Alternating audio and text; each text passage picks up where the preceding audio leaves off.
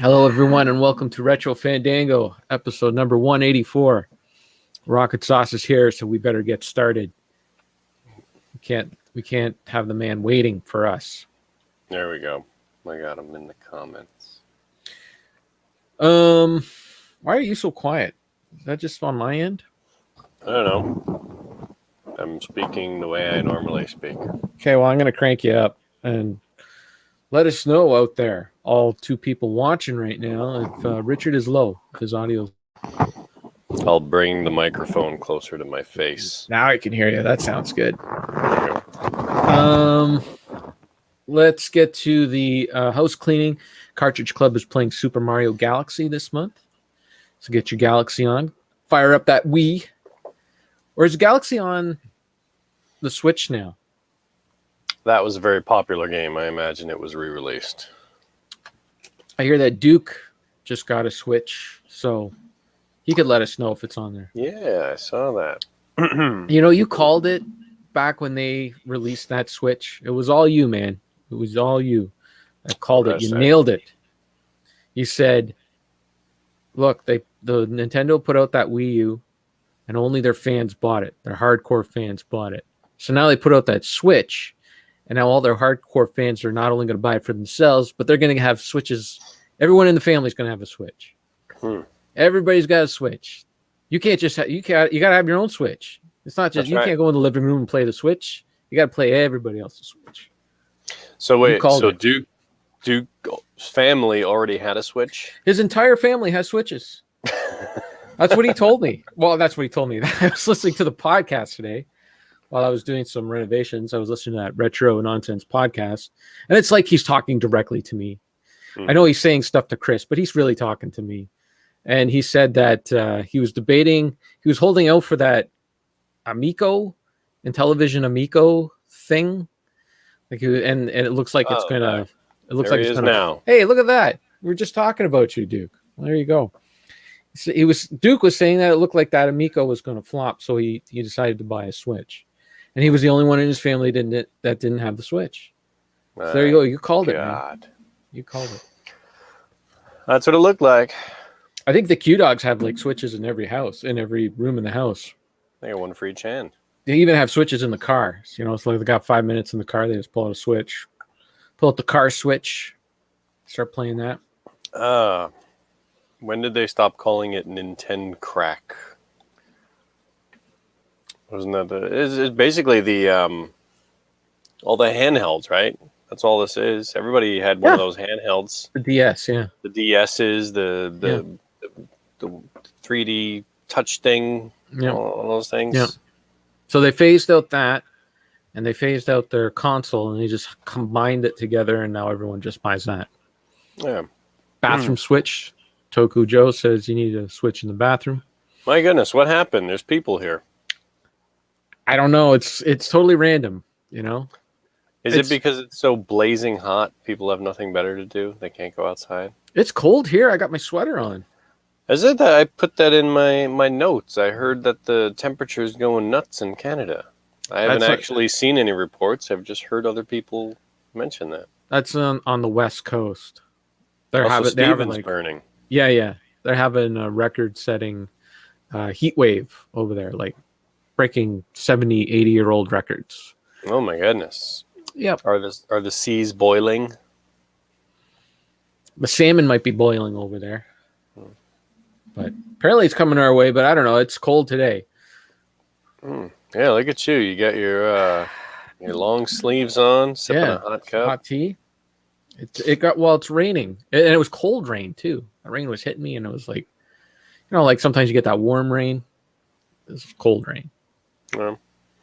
Well, that has screwed up my weekend. It's supposed to rain Saturday and Sunday. And I had a big weekend planned of cutting grass and doing outside things. Now I got to sit inside and do nothing. You got all those miniatures to paint. Get painting.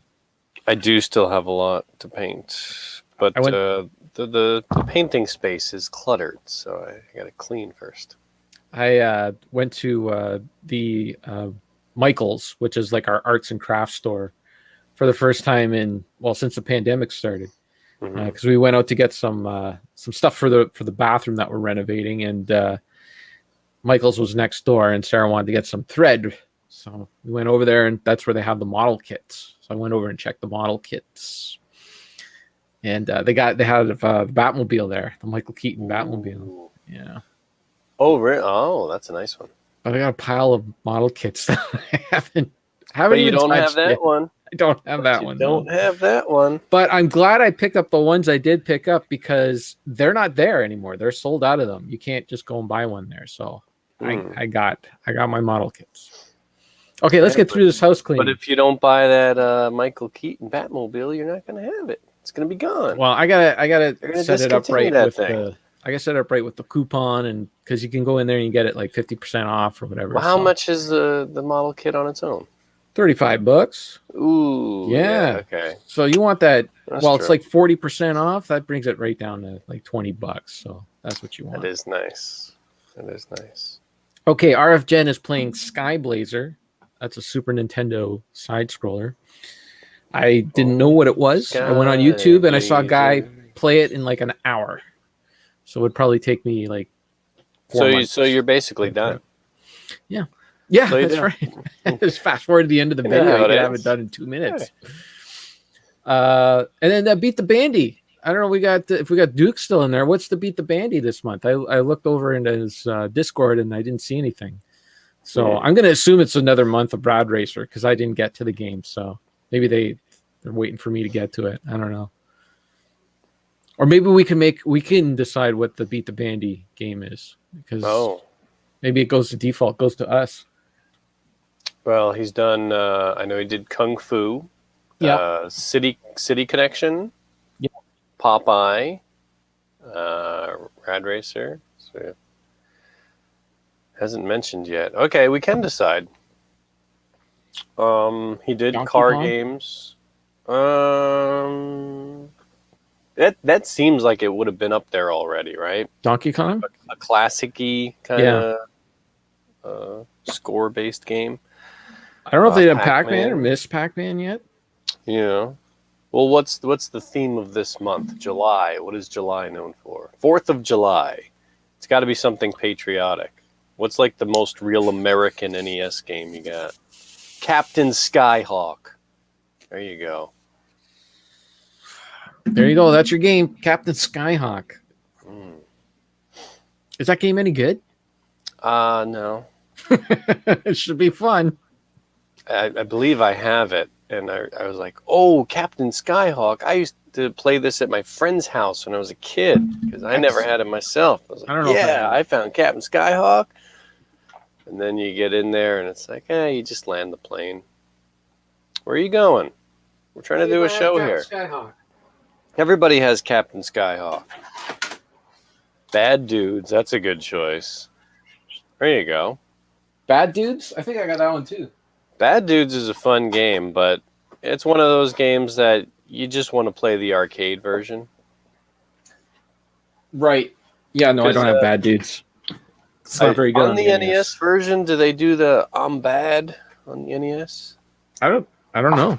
Or it's got to be like a watered down version of it. Bionic Commando. Is Bionic Commando patriotic? You fight Hitler in it. I don't like Bionic Commando.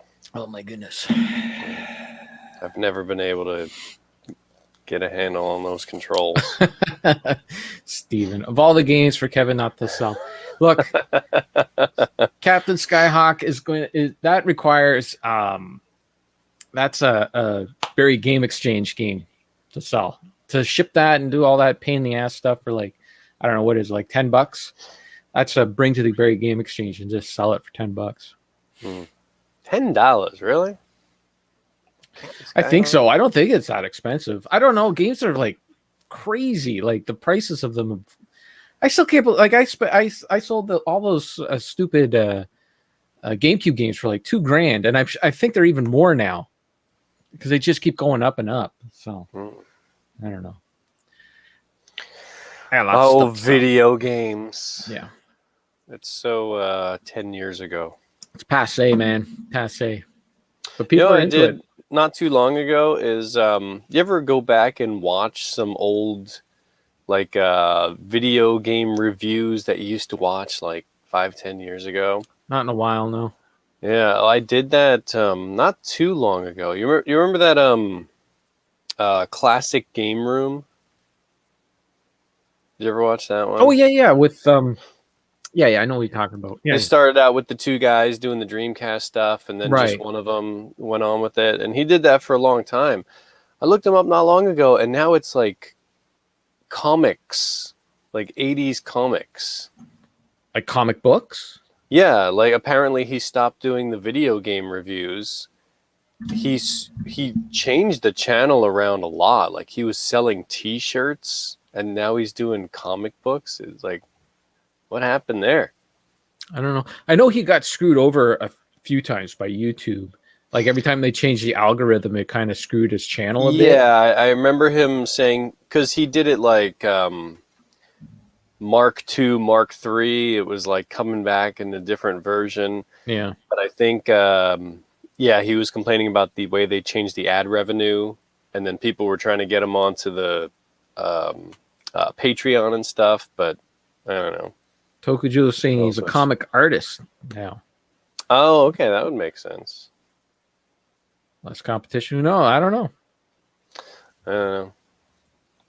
He has an Amazon channel for video games. I mean, there are some like what I got the Roku. I don't know if you guys have that. I don't know if people in the States have it or whatever, but it's basically a Android box for streaming services. Like you can get your Amazon Prime on there, your Netflix, any streaming service. It just goes into like this box. But they have boxes in there channels on there dedicated to certain things. So like you can go in and you can look up, like if you want to look up video games, and all the video game channels will come up. And some people who are on YouTube have like their own channel on this Roku box. It's kind of neat to see, but is that something that they earned, or is it just cable access? I think it's just like a different avenue to have their videos on, because it's not through YouTube. It's their YouTube videos on a different service kind of thing. So, and it wasn't like anyone like I would know or recognize or anything. Or like, people who have like millions of subscribers that I've never heard of, like all these Minecraft channels and whatnot. I don't know who half these people are, but whatever. They're 12-year-olds that are making millions. Oh, okay. Look at that. Duke's got a Roku. So they got Roku in the States. Every time you bring up one of those comments on the screen, I can't see it. You can't see it? Yeah, there's like a little flicker. Like I know it's there, but it kind of like comes and goes, and most of it I don't see. So you can't see that right now. I can see Catmax. Our local toy shop was on, and then on my side of the screen, it's completely gone. You know what? It might be your resolution on your monitor. My resolution? Yeah. Am I not fancy enough to see your comments? No, if your resolution is not big enough, like if you're looking at this at 720p or whatever, it might be. I always saw it before. Image. Let me bring it up full screen here. But then I can't see the comments. I don't know. That's okay. Bring another comment up right now. People are not. Oh, we don't have a new one. Believe it or not, people are bored with this discussion. All I see now is the little Stimpy picture, and there's no comment. Yeah. I don't know what you want me to do for you, man. I just want to be able to follow along with the show. Oh well. I got all vaxxed. I got my second vax shot. I got a little bit sick this time. Not too bad. I wasn't out for like a week. Just a couple of days this time. I'm all vaxxed up. And in Canada, we're moving forward with the vax. How's Japan doing with the vaxes?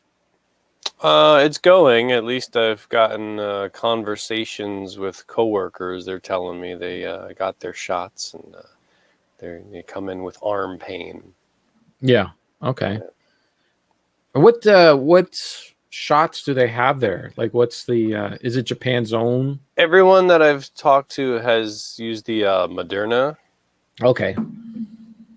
I don't know what the distribution is of all the other things. I've heard stories of people flying to California to get free vaccinations at LAX. Really?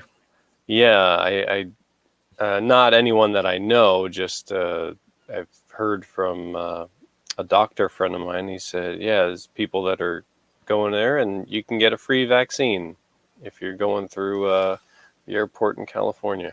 Wow. And I believe it's the one of the one-time doses. Is that Johnson and Johnson? That's the one-time one. I'm not sure. I don't know. I'm not sure who does the one-time one. I know that I don't think any of them have been approved, though. I don't know. Just walk through the airport. Somebody will stab you with something. So they're still going forward with those Olympics, so there's no stopping that, right? Too much money involved in that. Oh my God. Oh well. Well, I don't know. Like down in the southern states, man, it's all open, like full packed stadiums to watch a college baseball game, and nobody, like, it doesn't seem to be going rampant there. So who knows? Might be fine. Who knows? I don't know. People get that shot and immediately they start taking off the masks and hugging each other and licking doorknobs and everything again. Yeah. No, I haven't done that. I have gone out though. I feel better going out and doing things, but I still wear the mask inside the store and all that stuff. I think in general, the whole Western world can learn a little lesson of this. You know, you got to get right up in each other's faces all the time. You know, social distance is just kind of a nice thing all around. Yeah. Well, look at this. We got retro brew. Is that how we're going to go with that? BRW Brew. or brow? It does look more like brow. Retro brown was almost like nitro brown. Well, he left a nice short comment there for you, so you could see the whole thing. Very, very courteous of him. It says hello. That's what I can read. That's all it says. That's a comment. Oh, okay. Thank you very much. You see, you got the whole thing. That's nice. I can participate some. Hey, I can read this one. Yeah. It's pretty much gone here in my state. Look at that. Says Duke. For the people who are listening. It's like 100% in the Midwest now, according to its rocket sauce. 100% good or 100% bad? The doorknobs taste just as great as I remember it. You're not supposed to be. Look at this. It's gone everywhere in the States. It's disappeared. Man, what was going on, man? Like that pandemic, retro brew is how it usually is. Look at that. I was right. Retro brew. Yeah, but that's how it usually is. We got to do something a little different around here. Well, that's the States for you, right? Like they had this big pandemic. Nobody knew what to do. And all of a sudden something happened in January and now, boom, it's gone. Just like that. Gone in a couple of months. Yeah. Good for you, USA. Canada, we're struggling a little bit. But I'm double vaxxed, so should be good. And we're able to go in stores now and stuff. I was able to go in store and pick up things for the renovations and that. Yeah, what's going on with your house there? I saw a picture of your bathroom. Yeah. Well, I'm on vacation for 3 weeks and needed something to do. Mm-hmm.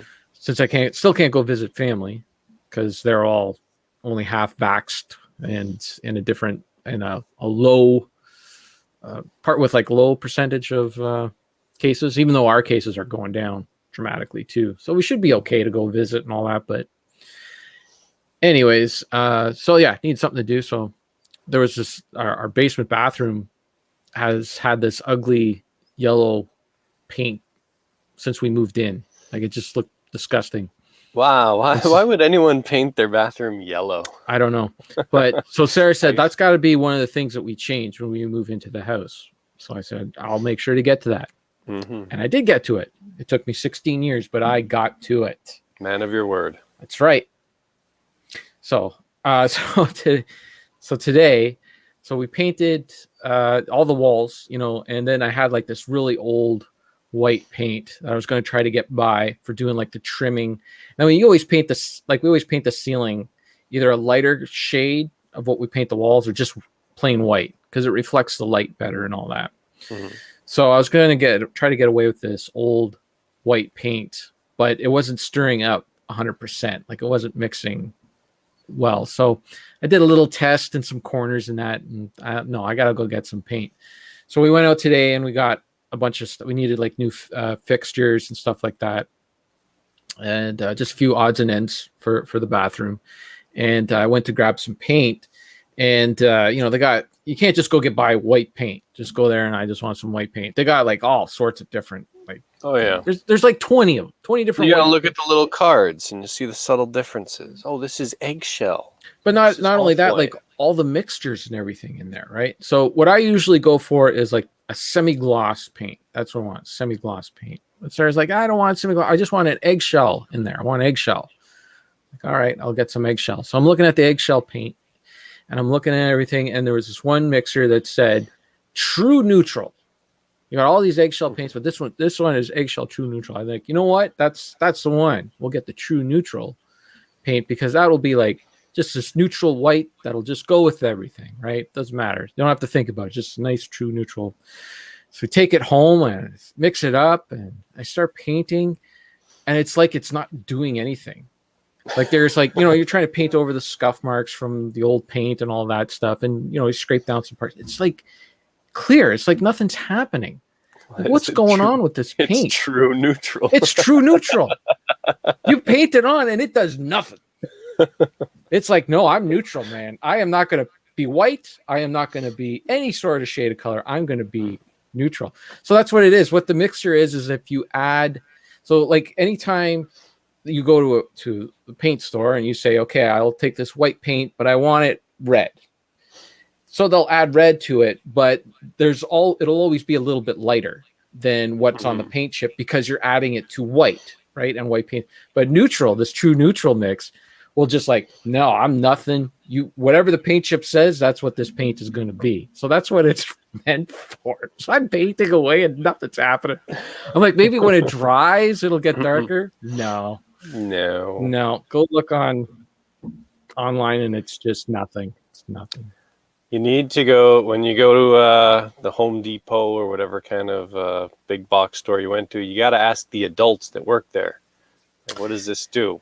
Yeah, How do I do this? I don't ask anyone for any help or anything like that. I learn the hard way. I go in and I spend money and then I figure it out later.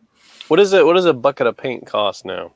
Well, we just needed a small, like not a half gallon, but like one of them smaller cans. Yeah. It was $18. Man, that's pricey. Yeah. It's been a while since I've had to buy paint.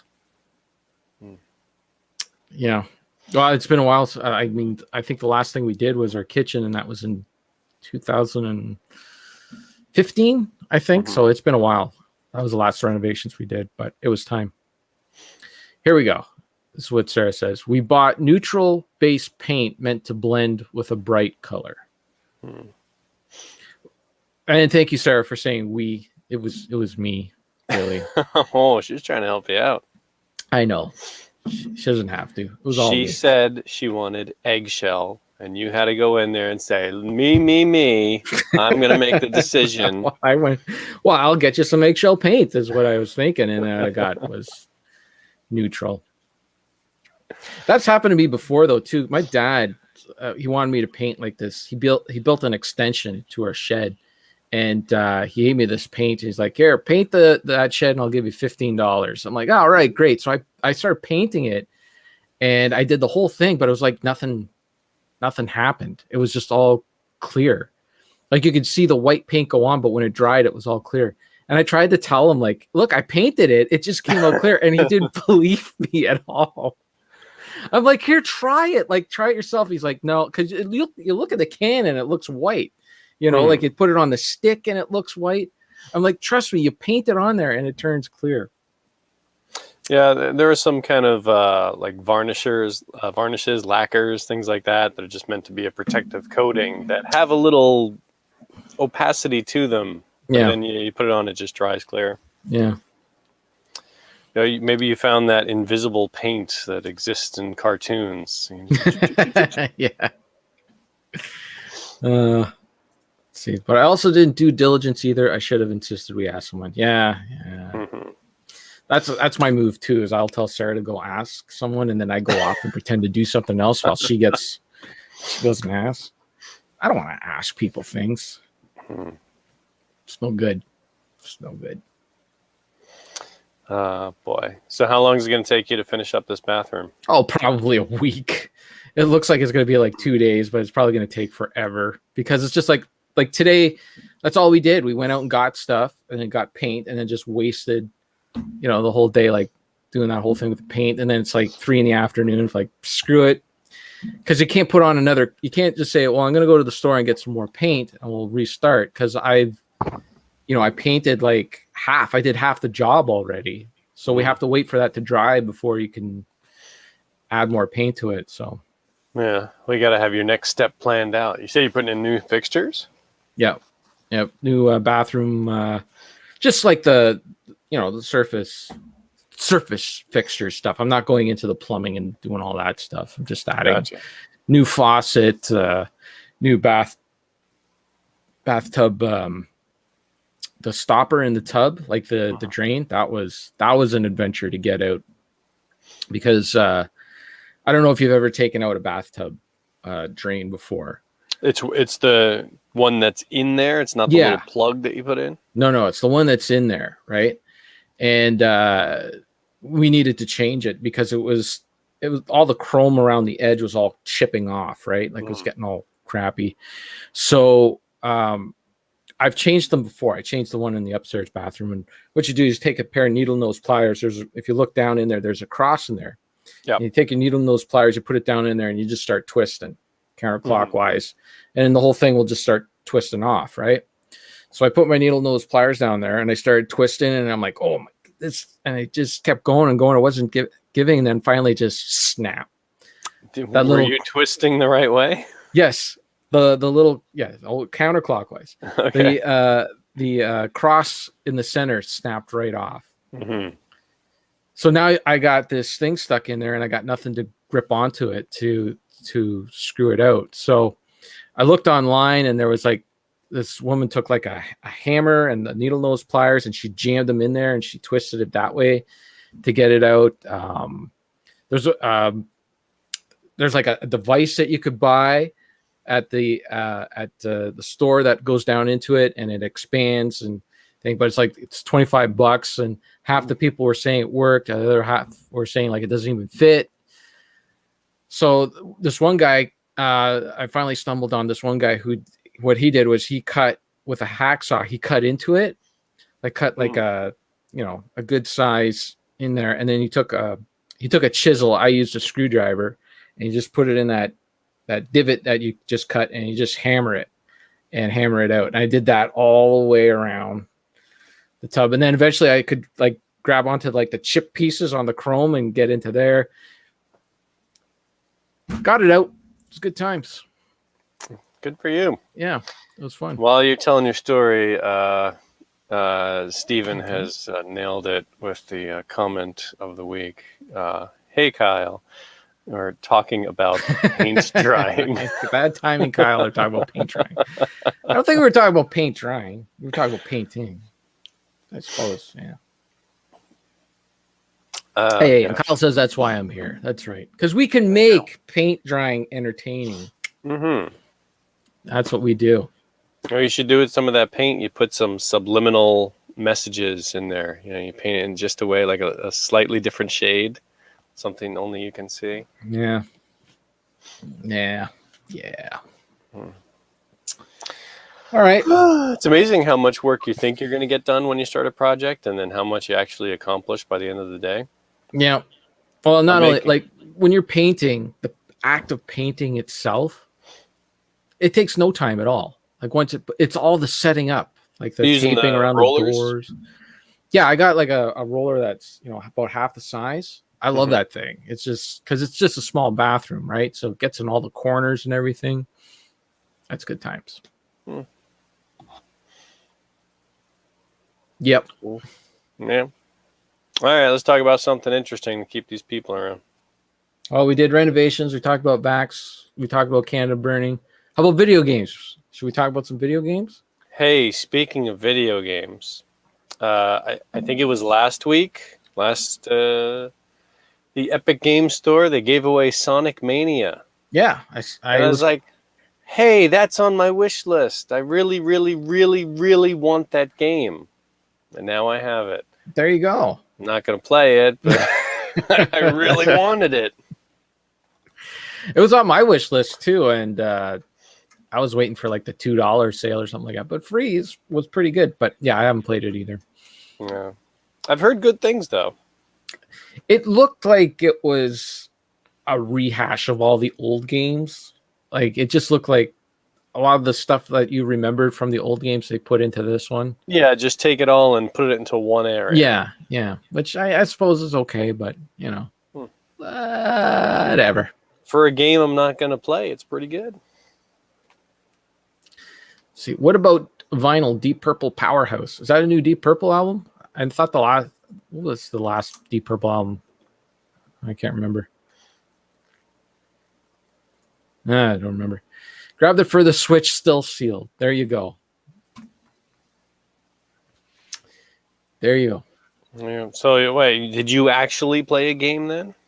Oh yeah, I was in the mood to play some old school first person shooters. So I finally fired up that Ion Fury. That's like that throwback game. Ion Fury. Yeah, so it's a game they made a couple of years ago, and it's all done in that it's done by 3D Realms, and it's all done in the Duke 3D engine. And it's a female protagonist, and it plays like Duke. You're just running around really fast and shooting up dudes, and yeah, it's pretty good. Oh, I can't spell. That's why. Ion. It's not iron. Yeah. Ion. No, it is. I put Wine Fury in, and I kept getting trailers for some Brad Pitt movie.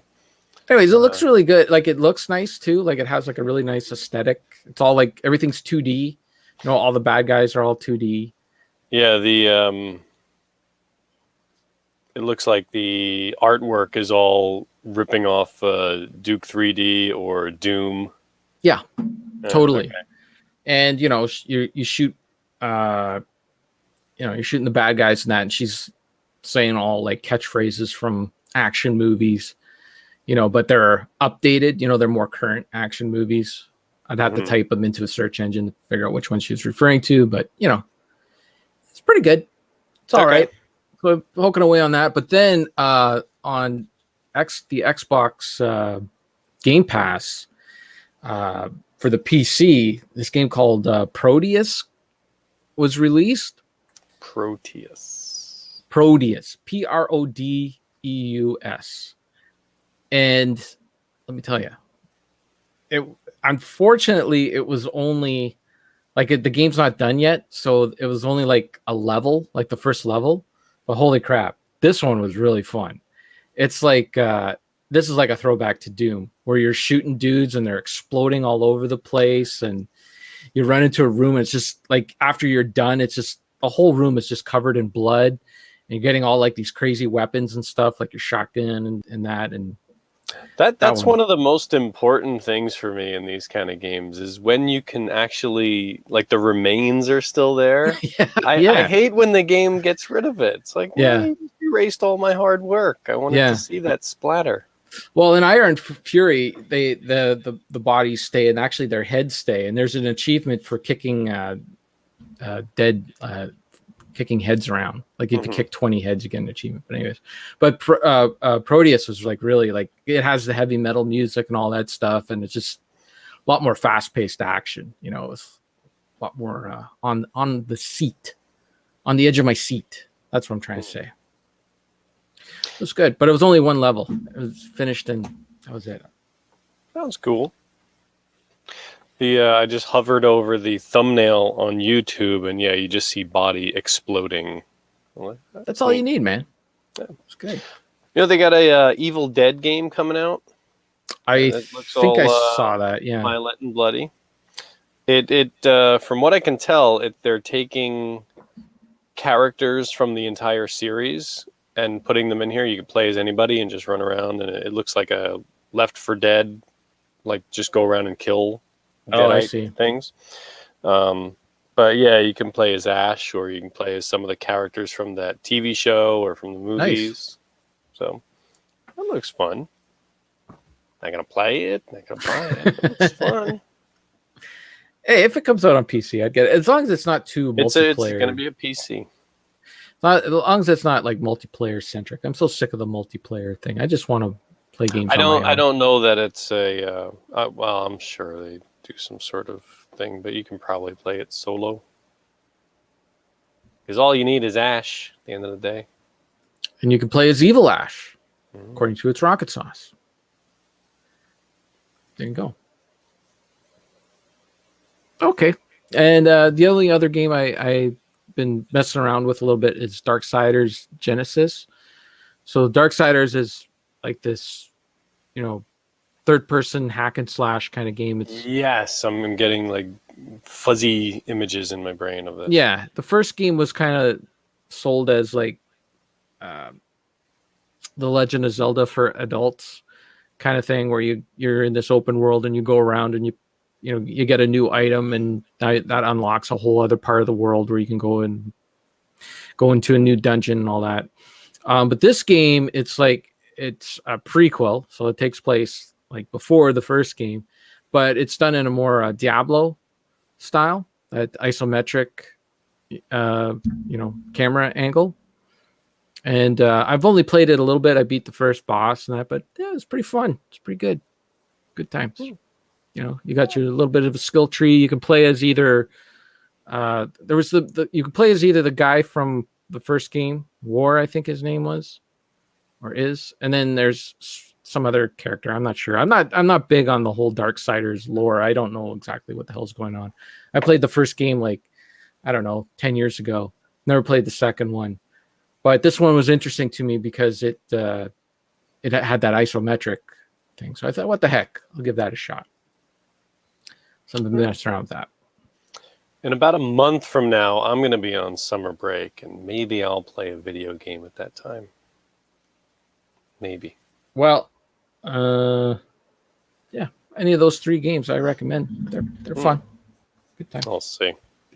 I really have to look through my GOG and Steam and Epic, because free games are coming all the time. It's like, yeah, sure, click. Yeah, I'll take that. I have no idea what I have anymore. I just accept. I don't look at anything and just go through the hundreds and hundreds of games that Epic has given me for free that I complain about constantly. Yeah. Well, I think that GOG Galaxy, I went in and I fixed it up again because I lost like all my linked accounts and all mine that. Crashed. Mine stopped working, and I just uninstalled the whole thing. Yeah, me too. So I got it all working again, and that really helps because it tells you where, like, if you want a game, it tells you where it is. That's how crazy it is now. It's like, okay, do I have this game? And you type it in. It's like, yeah, you got this game on the PlayStation 3. Go play it there. Okay, thank you very much. Isn't it insane when you're like, do I have this game? And it says, yeah, you have multiple copies. Or that too. Yeah. It's gotten that bad. What a world we live in. I can't imagine maybe as a kid, I had, a floppy disk with like 2 games on it. Yay. Hey, but you played the crap out of those games. Oh, absolutely. Even if they weren't good, you played them. What you had. All right. Hey. Want to talk about some movies? Yeah, I actually have stuff on here. Movies. Did you know that there was a Lord of the Rings movie in 1978? I think I watched it when I was a kid and I was bored out of my skull. It's a cartoon, right? It's an animated film, not a cartoon. Sorry. And yeah, it sucks. It sucks so bad. I found a copy at that mentioned that store I liked was going out of business, and I found a copy of that movie for $1. It was not worth it. Sat down and watched that thing, and it was kind of neat in that they did a lot of rotoscoping, which I do enjoy. I find, I don't know if people consider that cheating in animation, but I always think it looks really cool Yeah. because it looks so natural.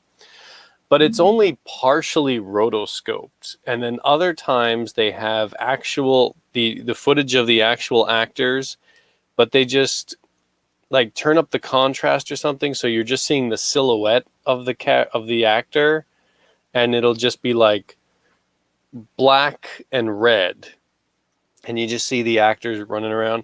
And then other points in the movie, they do the rotoscoping, but they don't animate them fully, so it's just like the actors with a filter on. And then other Weird. times it's complete animation, and then sometimes it's so bizarre. You have the actor with a little filter standing right next to a cartoon character, and it's just so off-putting. That in the movie, it's boring, it sucks, and it doesn't end. Yeah, it's only part of the first book or something, right? It's like Frodo and Sam are going off to destroy the ring, and then Yeah. there's this big battle, and then it just ends. And it's like, well, what happened? Isn't he gonna go destroy the ring? Like, nope. They just stopped talking about his character. And apparently, it was like they had planned to do more of them, but wow, what a terrible, terrible waste of time. I will never watch this again. I'm surprised you watched the whole thing, but I guess it's kind of like a train wreck. I was into it, and I was like, okay, when's it gonna get good? When's it gonna get? Because it's a long movie too. Is it? It's got to be like 2 hours. I don't even want to look. I don't even remember if I watched it all when I was a kid. I remember not liking it at all. Yeah. Like nothing stands out other than the bad. Duke says the Hobbit animated movie in better. In better. What is it in better? Like when was that movie made? I don't know. I didn't even know there was a Hobbit one. I just remember the Lord of the Rings. Actually, I don't know how much hate mail I'm going to get for this. I'm probably going to get none because nobody cares. But I'm actually not that much of a fan of the Lord of the Rings. I enjoyed the Hobbit book a lot because it was written for small children, and that's my reading comprehension. But Lord of the Rings was written for adults, and a lot of it just goes over my head. I have no idea what the heck's going on. And I've never tried to read it, but from what I've heard, it's a lot of talking about location and geography and just singing. Like they get to this Tom Bombadil guy's place, and they like it's just pages and pages of lyrics as they start singing. I have no interest in reading it. I thought the Peter Jackson movies were kind of fun. They're a bit too long, but occasionally I'll be in the mood to watch them. But that's it. I saw them. Else. I saw them once in the theater, and I'm like, that's good enough for me. I have really no desire to watch them again. They're just not really my thing. Sarah amazes me though. She watched the first one in the theater, the second one in the theater. She never saw the third. I'm like, you have no interest in actually seeing how the story ends? Like, at least I wanted to see how it ended. Even though I read the books and I kind of had an idea how it ended, I wanted to see. Hey, she's like, no, I don't care.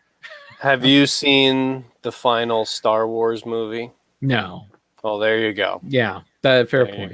Fair point.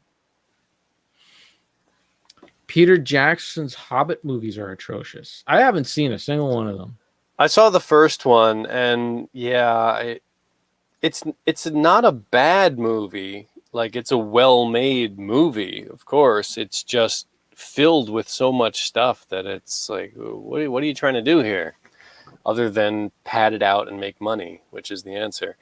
It was just, like, I don't know anything about The Hobbit. I've never read it. But from what I understand, it's a nice, simple story. It didn't need to be 3 movies. It didn't need to be 3 hours, even if it was a single movie. But it was just stuff, and then this story and that story. Just get on with it. Well, the book, it's not that big of a book. It's a nice little story. Yeah. But I appreciate the filmmaking part of the Lord of the Rings movies. Like, when you look at, like, a lot of behind the scenes stuff and that I've watched, and all the detail and everything that they put into all of the weapons and uniforms and or costumes, really. Oh yeah. You know, all that stuff. It's stuff that a lot of the like you don't even really see it on the screen, but they went to all that detail to put like Elvish on the swords. You know, a sword that goes into somebody's holder, whatever that thing's called, and you never see the sword itself, but somebody still went through all. Scabbard. Scabbadabba ding dong. Well, actually, like in recent years, my favorite thing about the Lord of the Rings movies is watching Stephen Colbert interview cast members, because he's apparently a big fan. Yeah. So it just, when I see somebody enjoying themselves, like, that's kind of fun. Yeah. Yeah. Well, I watched Nothing as Highbrow as Lord of the Rings.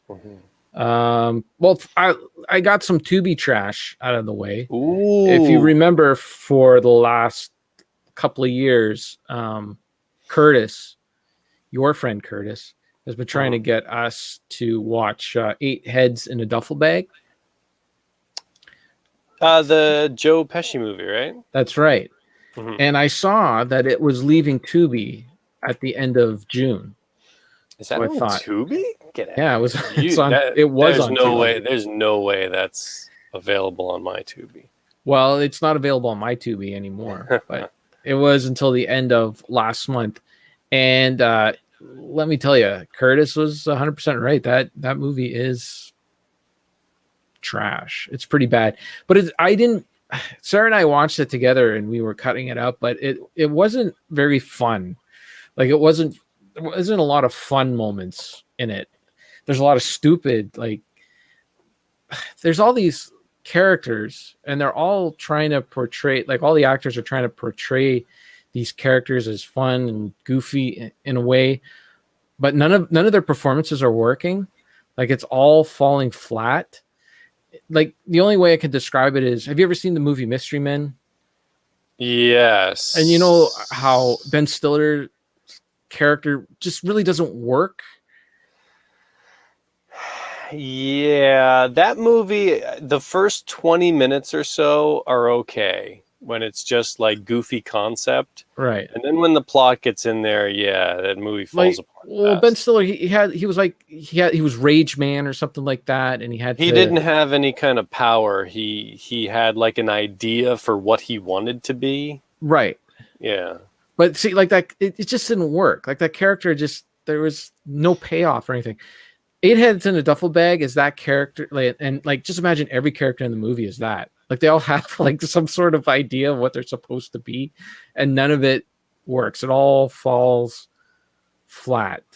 And it's kind of stupid. Even Joe Pesci is kind of playing the guy from Home Alone in this, you know, like, he's just a mobster, crazy guy or whatever. And I don't know, like, he's supposed to be lovable, but he does like these terrible things. And I don't know, the whole thing is just, it was no good. No bueno. I don't know why Curtis recommended that movie. He needs to explain himself. I don't know what's going on with that.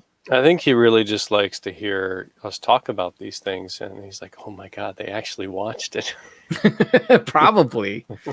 Rocket Sauce says, "I do not like Mystery Men." I don't like that movie either. I don't think I watched the whole thing. I think I've seen bits and pieces on TV. You know, like, I think I tried watching it once. I'm like, no, and then you see it, like, you know, William H. Macy with the shovel. And I do like William H. Macy. So, like, if anything, I mean, it's not a great movie. I'm not going to try to defend it. It's one of those movies that on paper you look at and you think, oh, okay, they're making fun of comic book movies. It's got Ben Stiller in it. It's got William H. Macy in it. You know, I like those guys. It's got Pee Wee Herman in it. You know, it's got to be pretty good. But then you watch the movie itself, and it's yeah. The last time I tried watching it was a few years back when the Leftover Bits podcast was doing their, like, movie of the month or something. That was their movie of the month. Like, they liked it. Yeah. They went off on that. Well, I saw Paul on Facebook the other day. He's just enjoying his life. He's out of this whole thing. Doesn't care. He pops up once in a while on Twitter. Sometimes. Usually it's about hockey. Yeah. Big hockey guy. Anyways, so that was 8 heads on a duffel bag. And then I also noticed that the Dukes of Hazzard movie was leaving Tubi. And I thought... Movie? Oh, was this like the many years later reunion movie? Yeah, so this is the one with... Gotta save the town. Gotta raise some money. Well, I mean, that's every episode of the Dukes of Hazzard. Well, that's every reunion show. Oh, the Brady Bunch. Oh, we're going to lose the house. Gotta save the money. Yeah. Well, this was Boss Hogg was going to sell out. He was buying up all this land, and he was going to sell out to like an open pit mine kind of thing, and they were going to grab all the coal out of there and turn Hazard County into a big giant open pit. Okay. So the Duke boys had to stop them. So that's what they did. But anyways, did it involve running the General Lee off some cool jumps? Possibly. All right. Well, it's the only way to save the town. No, see, there was a race, a car race, and the General Lee needed to win it in order to stop Boss Hogg. That was the only way that you could stop Boss Hogg. But I watched this movie. I told you last time I was talking about the movie Goon. Right, it was a hockey movie. Yes. And like all the comedy, and it wasn't like just all smart ass people. Like people would have like say something and the other guy wouldn't have a comeback kind of thing. And a lot of the humor was very just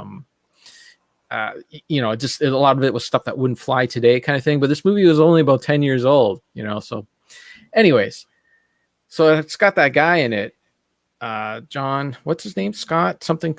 William Scott. I don't know. The lead in that, he was in the Apple Pie movies, American Pie movies. I know who you're talking about. William Scott. He's got William three Scott? first names. Yeah, I think that's it. Sean William Scott. Anyways, so he's in the Dukes of Hazzard movie with stunt guy, stinky guy. What the heck's his name? What's those movies called? Are you talking Jackass. about the remake? No, I'm talking about the remake that they made. Not like Return to Hazard County or something like that. I'm talking about like the one that they had with like Willie Nelson was playing Uncle Jesse. Oh, okay. So Burt Reynolds. I thought you meant like a made-for-TV. No. Oh, okay. No. I got those on DVD. So if Tubi pulls those down, I'm fine. Those you got to keep. You got to have those in the collection.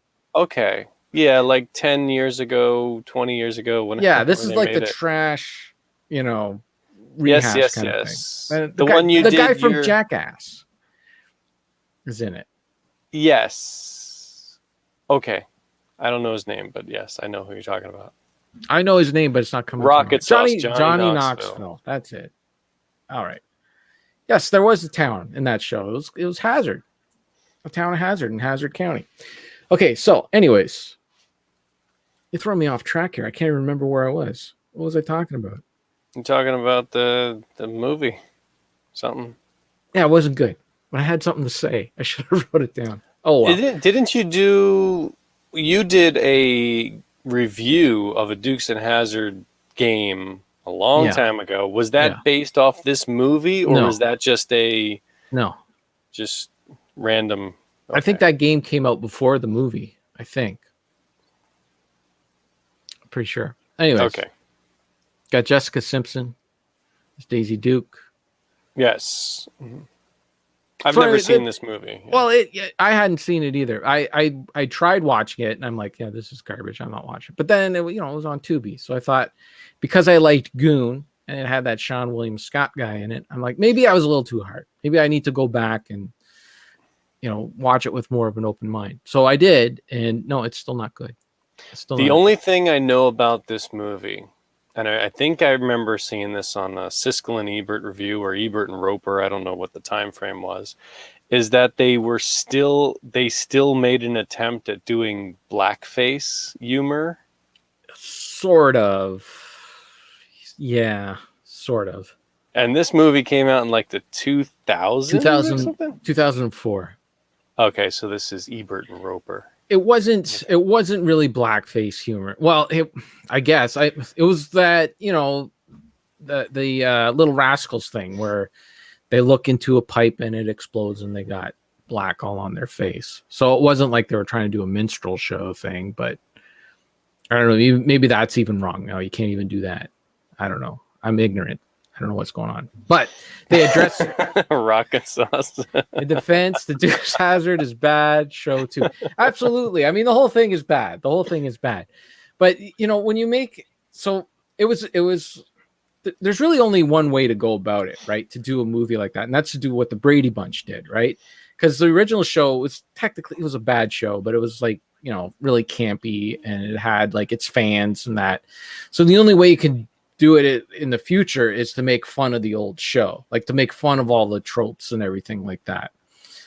And it seems like most of the reboots and that kind of follow that formula, but then when they try to steer, sometimes they try to steer away from it and they try to make it a little too serious, and that's where it doesn't work. And it just doesn't work with the Dukes of Hazzard. But they addressed the flag on top of the car, but it was done in all like this cute wink wink kind of thing. And like, so the General Lee at the beginning of the movie is just like, it's like pre General Lee, it's like proto General Lee.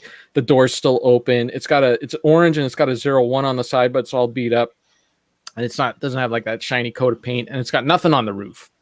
And they're driving around doing their thing. And then Boss Hogg, I think, screws up the car. And Cooter wants to make a point. Cooter's their mechanic and wants to prove that he can fix up this thing in no time. So he fixes it up for them. And they jump in the car at night, so they don't really see like the new paint job and that. And they head to Atlanta. And so they're driving to Atlanta, and half the people are like, right on, good. And then other people are like, you racists, and, go to your Klans meeting or whatever. And they don't know what's going on. And then they look outside of the car and they see the big flag on the car. Now they don't do anything to try to, cover it up, or, they just keep driving around in the car with a racist flag on the roof. Yeah. Which, I don't know. It was a way of addressing it, but, yeah, I suppose. But, I mean, that's the last they'll ever address it, because you're never going to see it again.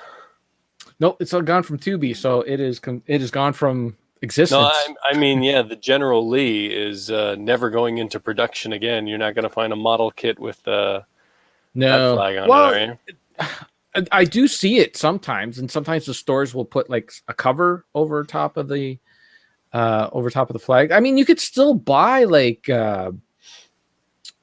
Civil War figurines and stuff like that. Yes, that's a historical thing, I suppose. I'd argue that the General Lee is a bit of a historical thing too. But if they were to make anything new with Dukes of Hazzard, just call it the General.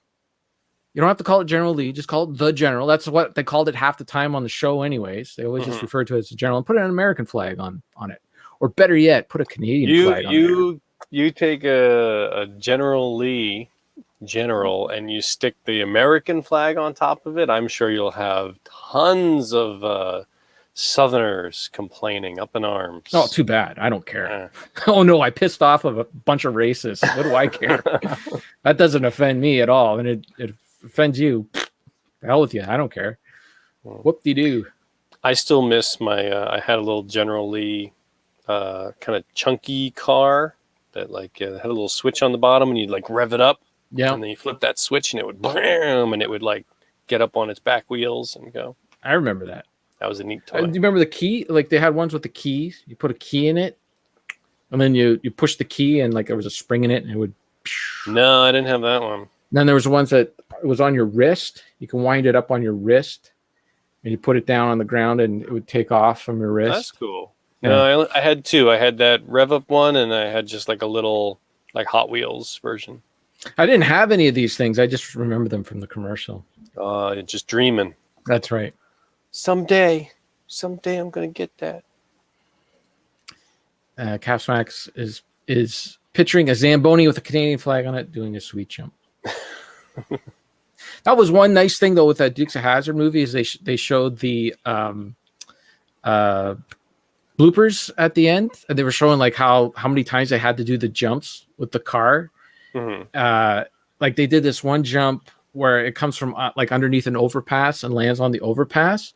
But I guess they couldn't do the stunt with a person inside of the car. So when the car would land, it would just go wherever. And there's a bunch of people driving like the background cars or whatever. So you see the car come down and nobody knows where it's going to go. And they're all like moving out of the way for this car that's just kind of going out of control. It's pretty cool. That's something to behold, though, because even that kind of a stunt, just CG it now. Yeah, no, throw cars up in the air. Yeah, that's a lost art. That part was definitely impressive, but the movie itself wasn't. I mean, it wanted to be like, I don't know, like everything was kind of tongue in cheek. Like Uncle Jesse, like here's the thing, like they made Uncle Jesse a pothead, right? Because he's played by Willie Nelson, but they wouldn't like come out and say that he is a pothead. It was all like this cute stuff. Like he's in this shed and they go knock on the door and Uncle Jesse opens the door and all this smoke comes out. And they're like, Uncle Jesse, what are you doing? Oh, I'm smoking this meat in here. And there's like, pieces of meat hanging in there. And he's smoking meat. He's not smoking marijuana. He's smoking meat.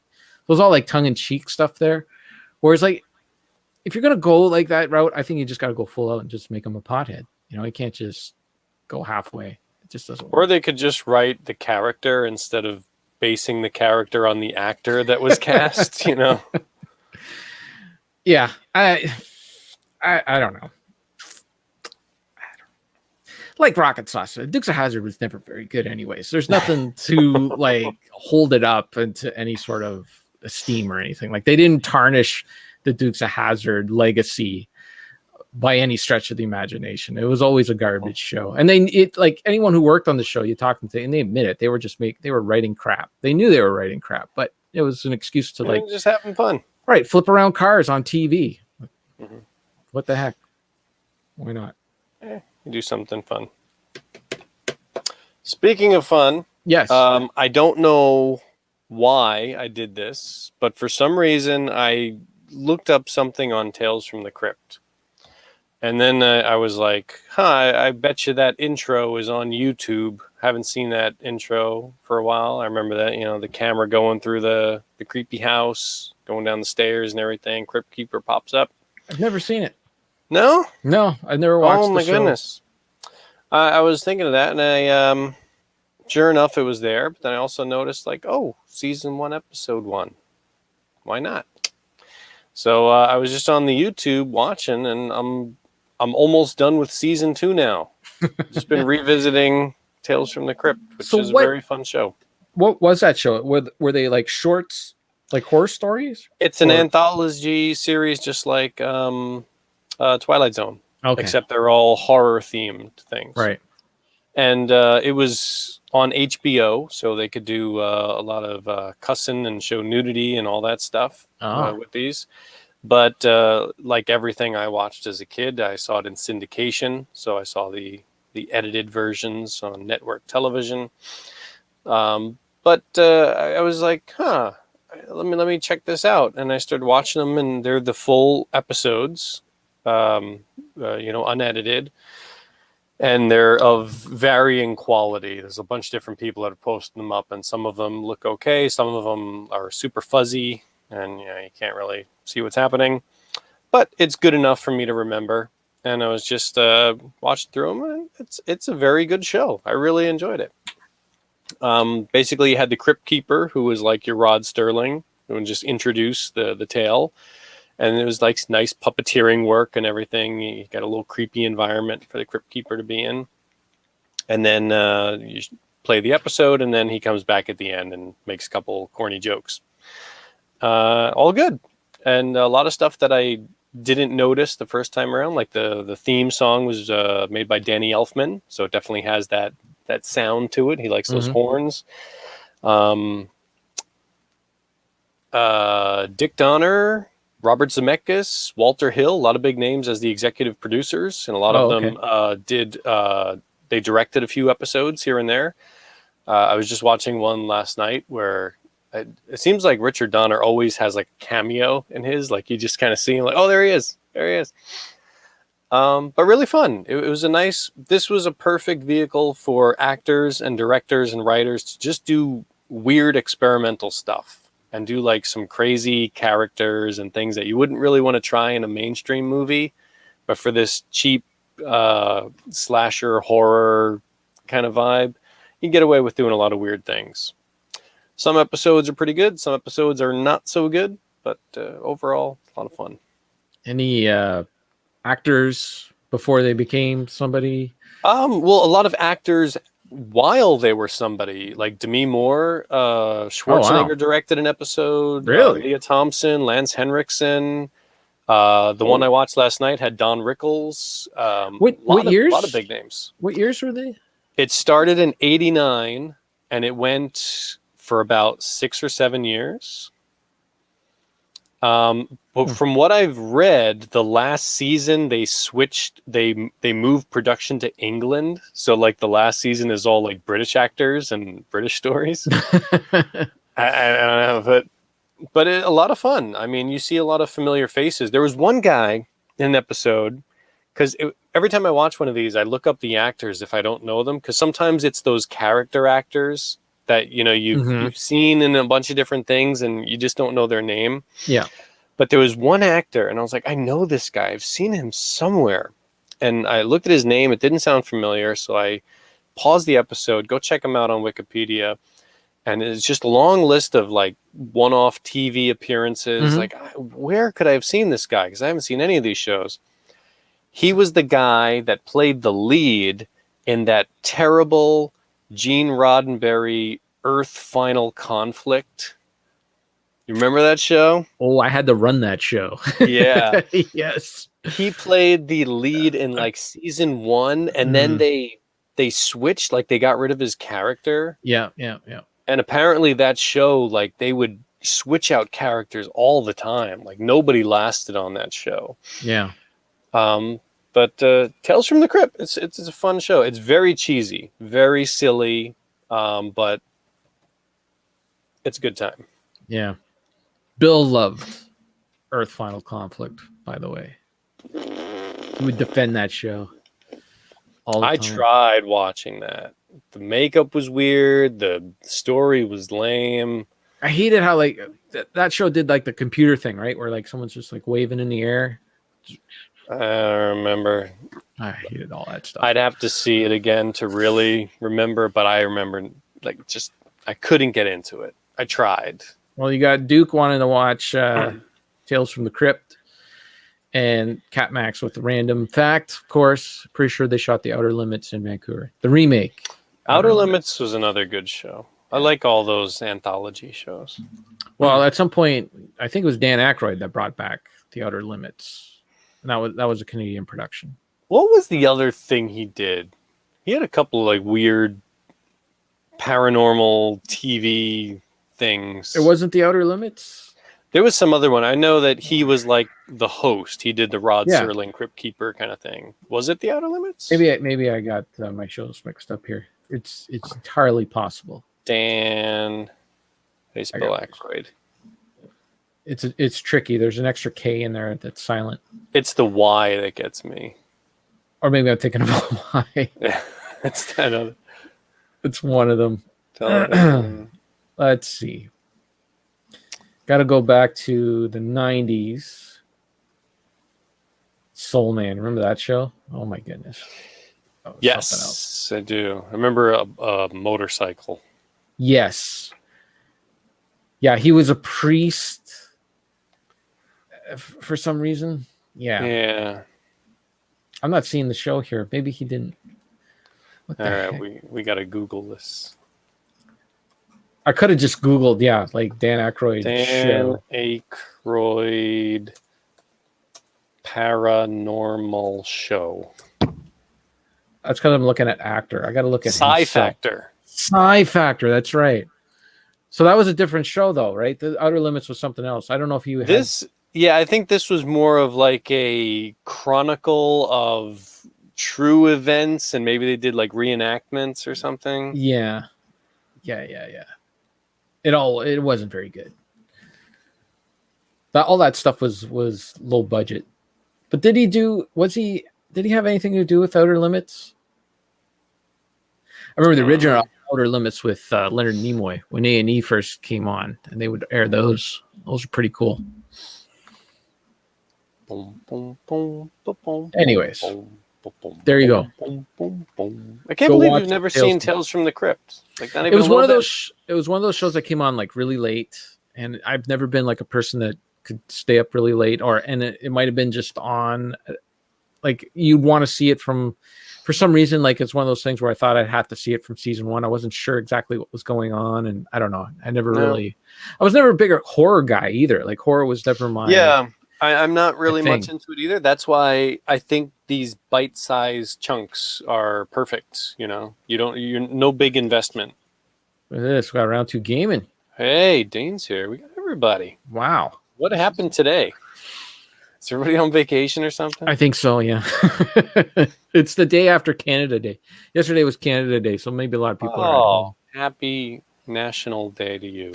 Well, we're celebrating Canada Day with black armbands because we had some trouble here in Canada. What's going on? We messed up in the past, and it's starting to come out. We're gonna do a little research here. Black armbands. Well, I mean, metaphorical black armbands.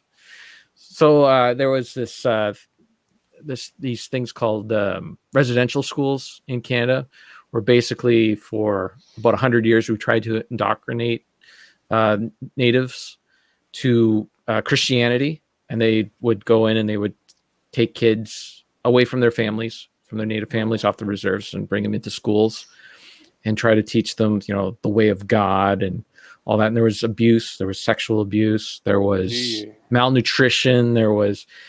So, and this has been going on this went on for about 100 years. And for the last, they closed the last school in 1997.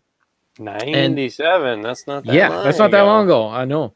And, since then, natives have been trying to tell these stories and say look, this stuff has been happening and it's kind of just fallen on deaf ears. And then finally they got this technology where they can look underneath the ground and see what's going on under there.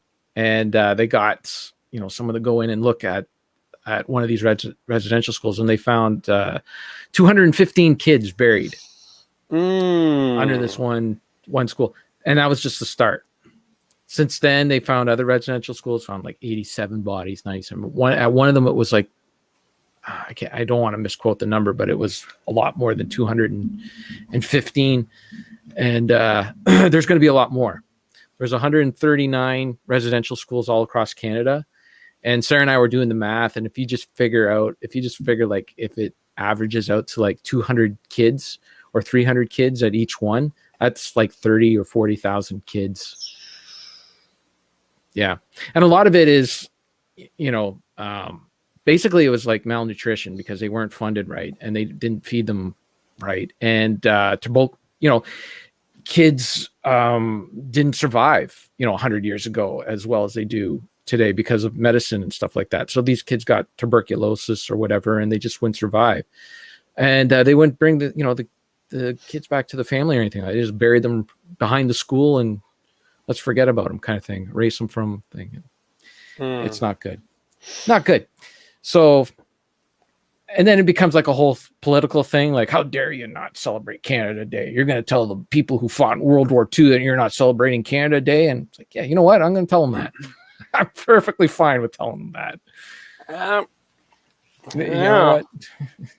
So I think you asked me a while ago, if Canada has the same problems as the United States. And we've always been proud that we've never gone to war over racism. We never went to fight for slavery. We weaned ourselves off of it. We should have cut it off really quick, but we weaned ourselves off of it fairly quick, more quick than the United States. Never went to war over it. So we got that, but we got some problems too. We were still a white colonization, we're still a colony. So we got our problems too. But the good news is that Canadians are aware of it, and the majority of us want to do something about it, So that's the positive part. But yeah. Okay. I'm just proud of our audience. Nobody made the extremely tasteless joke that I thought was coming, but What would be that tasteless talk? I got nothing. I don't know. nope. I'm pure. I have no. Hang on, nothing. But speaking of slavery, right there, you Yes. brought up, it kind of leads into my next topic. Oh, great! Can't wait. I can't believe people are dropping off. We're down to 3 viewers now. What's going on? We had 7 people here. We talk about slavery and everyone's gone. Once you said Happy Canada Day, everybody's like, "Oh, shoot, bailing on this." Canada Day is controversial now. It's the way of the world. I teach a class about U.S. culture, and in that class, I show the movie Glory. And I thought it's extremely appropriate right now because of the whole Black Lives Matter movement, gained a lot of steam recently. And a lot of the students, they're aware of it. But I basically use that movie as a way of explaining some of the history of slavery and all of the attempts to fight for equality and civil rights and everything, and how it's, never quite getting there. Mm-hmm. But as I was watching it, I was towards the end of the film, and I've seen the film a number of times. And I was like, it was getting to the scene, and it was like, wow, all the emotions, all the feels are still coming. I was like, oh man, this is great. And then I was thinking, like, yeah, I've seen this movie so many times, and it still gets me. And it triggered a little thought in that a couple of weeks ago, I don't know what it was, somebody on Twitter posted a listing. It's not even somebody I follow. Somebody retweeted it. Name 10 movies that you've seen 10 times or something like that. And somebody listed a bunch of movies. Like, whatever. Okay. For some reason, it was stuck in my head. And I was like, I wonder, have I actually seen Glory 10 times? And I know I've seen it a bunch. And then I started thinking, like, how many other movies have I actually seen 10 times? Because I know stuff from childhood. The original Ninja Turtles movie, I'm sure I've seen that way more than 10 times. Willow, I've seen way more than 10 times. But then it gets a little fuzzy. It's kind of hard for me to think, like, if I've seen a movie like 5, 6, 7 times, that's kind of a lot. But it's not 10. No, 10 is like, a lot. 10 is a lot. Yeah, it's like, how many movies have I actually seen 10 times? And I know, like, you can probably say you've seen Ghostbusters more easily than 10 times. And Three Amigos. Those would be the first 2. Those have got to be the 2 movies I've seen more often than any. But can you actually think of like a long list that you can be certain you've seen more than 10 times? What did they say? Like 10 movies that you've seen 10 times? Something like that. But like I can't even be sure that I could say 5. I'm pretty sure I've seen Christmas Vacation 10 times because that's one that comes up every year, kind of thing. And then it would be on TV. Christmas Story as well, because it's always on, yeah. Right. And if you count bits and pieces, like I've seen like maybe a majority of it or something like that. So I don't know, 10 is a lot. Yeah. And certainly it's only going to be a film that you watched, at least 20 to 30 years ago. Like I imagine within the past 20 years, there's probably no movie that you've seen more than 5 times. No. Yeah. No, because I even I started, since I started keeping track of all my movies, like mid 2019, even most movies I've seen like maybe a few twice. That was it, Yep. And one of them is Christmas Vacation because there's been 2 Christmases in there. Mm-hmm. But they would have to be, majority would have to be movies that I saw as a kid and we had on VHS as a kid and watched over and over. Mm-hmm. And I mean, that's only because we had a handful of movies. We didn't have the movie channel, and we just had we watched whatever we had. But 10 times is a lot. 10. It does sound like at first 10 seems like, oh sure, I've seen a million movies 10 times. Yeah, it's kind of a lot. Well, there's your homework. Think of some movies you've seen more than 10 times. Okay, will do. Okay, well, I guess to wrap it up, we can just talk about the Rush Hour movies a little bit because I watched 1 through 3. What happened to you? I am a fan of Jackie Chan, and I have seen I've seen these movies before. I'm not a fan of Chris Tucker, and on these rewatches, that all still holds true. I still like Jackie Chan. I'm not a big fan of Chris Tucker, and So the first movie came out, what was it, 97? Second one came out in 2001. And the third one came out in 2007. And let me tell you, out of all three of those movies, the one that had jokes that aged the poorest is Rush Hour 3. Like the first two were kind of a little bit tame. There's kind of a little bit stuff here with, some Asian culture and that, but it wasn't too bad. But that third movie was like misogyny, everything was just out the window. It was just like racism. Racism's hilarious, and it really kind of shed a light on how Brett Ratner got in trouble later on. Because, man, if this was the stuff that he thought was funny, it's something else. But at least the first two movies, they had a lot of Jackie Chan's stunts in them. He was doing all sorts of crazy stuff. And then he kind of, I don't know, for that third one, I don't know if they thought he was too old or something like that or whatever, but just cashing a paycheck. Yeah, pretty much. And they kind of went like the CG route for the whole like last part of the movie. Like they're at the Eiffel Tower and it's all green screen stuff and that. There was no like real actual stunts. Whereas in the first two movies, man, he was like sliding down things and climbing up stuff and all this crazy stuff. And it was really good. And that third one was kind of, yeah. But, maybe he hurt his finger or something. Couldn't do the stunts.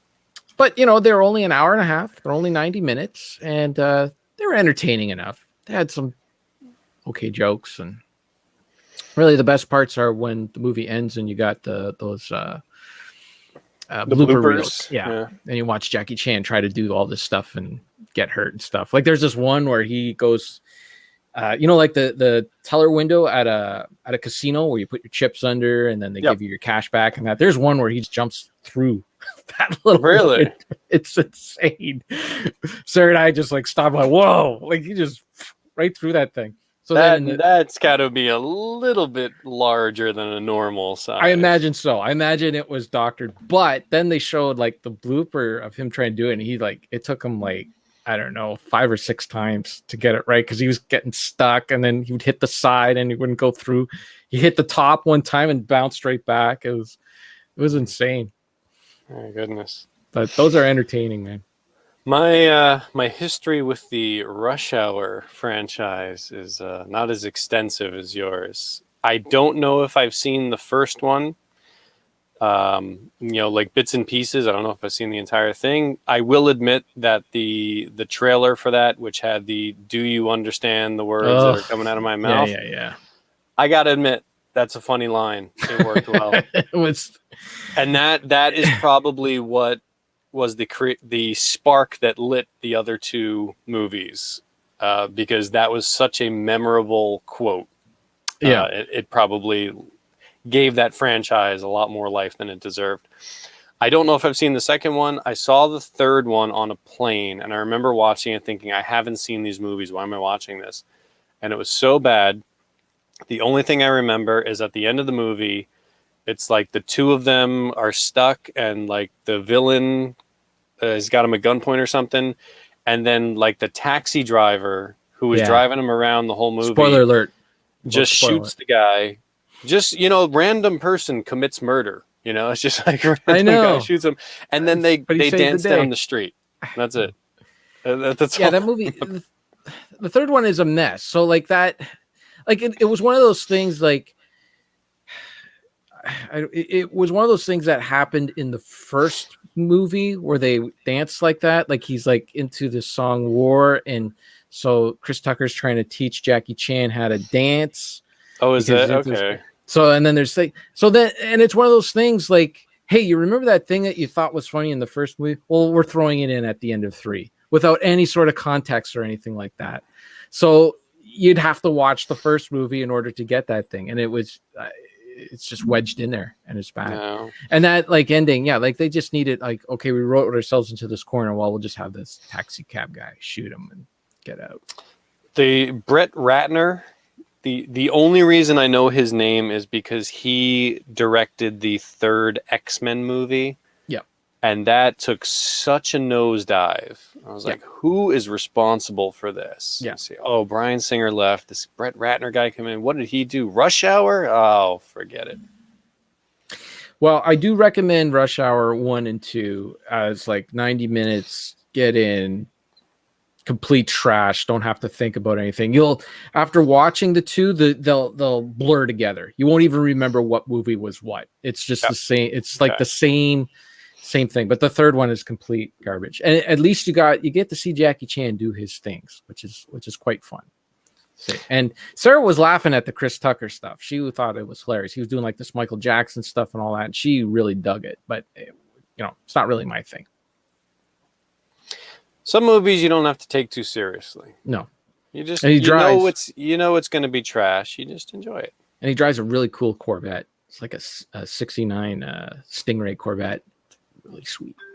I just rewatched Deep Blue Sea. I saw it when it came out in the theaters. Is that the one where the Nintendo 64 shark comes out and eats Samuel L. Jackson? Yes. Yeah, okay. I think I saw that in the theater, and I'm like, what is this? I saw it in the theater, and I left thinking this was not a very good movie, and it was on Netflix, and I was like, you know what? Let's see how it is. And it is garbage, but it's not terrible garbage. It's a fast food meal. Yeah. That's what Rush Hour is. That's perfect. Yeah, it's a happy meal. That's it. You're going to be hungry in an hour after, but Chappelle Show. I'm not putting that one up, Steven. That is nasty. All right. That is it for this one. I think food's ready, so I better go. Don't forget to follow this podcast on Twitter. It's @retro_Fandango. We're more consistent than STC Pod. When was the last time STC Pod put out an episode? Like what, a month ago? What are you going to do to fill that time? You're going to listen to us because it's us or nothing. There's our new slogan right there. It's us or nothing. Polykill is only a shell of its former self since Jake is gone. You only got half a Polykill. So you got half a Polykill. You got no STC Pod. We're still here. You could listen to the Retro Nonsense podcast. They're pretty consistent. They're only once a month. That's wham, bam, thank you, ma'am. You got to wait a whole month. They do editing and sounds and intros and all that. It ruins the flow. You want a natural flow like we got. We got natural flow. They prepare for their episodes. There you go. CatMax Gaming. We're winning by default since 2020. Boom.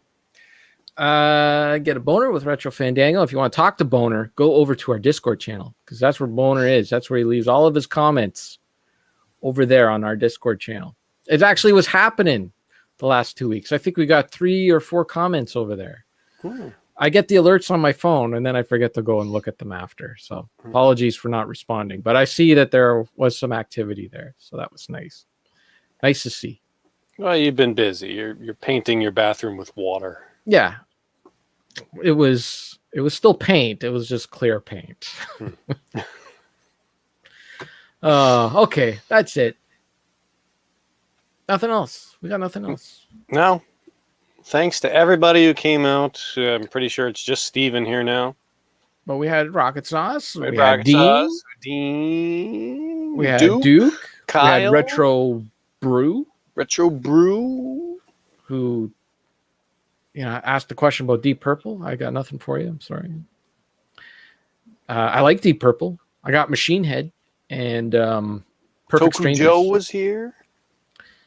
Toku Joe came in, and Sarah had a comment too. Yeah. About the paint, the clear paint. So there you go. Kyle. Did you mention Kyle? I got Kyle. All right. Thanks, guys, for watching and listening. We'll see you in 2 weeks. Yep. Bye. Ending broadcast.